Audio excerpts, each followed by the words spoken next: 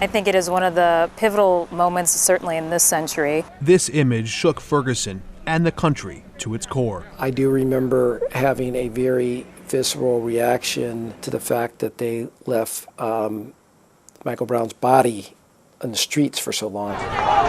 Soon, those streets would swell with righteous rage. We felt like we had to, because if we didn't, who would? Stay out of the street. At first, Governor Jay Nixon met protesters with police force. I think his toughness ended up only backfiring on him, of the people in the street continuing to protest and take to the street. Then, a different idea. Nixon found an outlet for the outrage. The governor made a broad call to action saying we as a community need to come together and heal. And I will faithfully demean myself as a member of the Ferguson Commission. Major inflection points in American history are often marked by a commission, government officials appointing panels to diagnose what went wrong and prescribe a fix. And so perhaps it's fitting that one of the first meetings of the Ferguson Commission gathered here at the Missouri History Museum. Our first Ferguson Commission meeting was like 7.5 hours long. It was intense. Before winning election to City Hall, Daniela Velasquez worked at the ACLU. I was a staff consultant for the Ferguson Commission. That's where she would first meet Rasheen Aldridge, a young outspoken activist, and Gabe Gore, a corporate attorney from one of the most high-powered law firms in the city.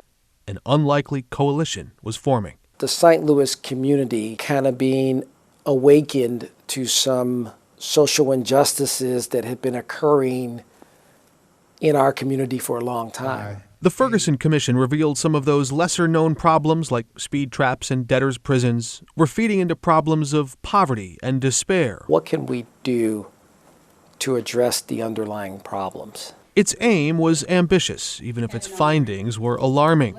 The final report detailed vast racial gaps in life expectancy. In mostly white suburban Wildwood, Missouri, the life expectancy 91.4 years. In the mostly black inner ring suburb of Kinloch, Missouri, life expectancy just 55.9 years. This is literally life or death. This isn't just some statistic, some theoretical construct. People are dying.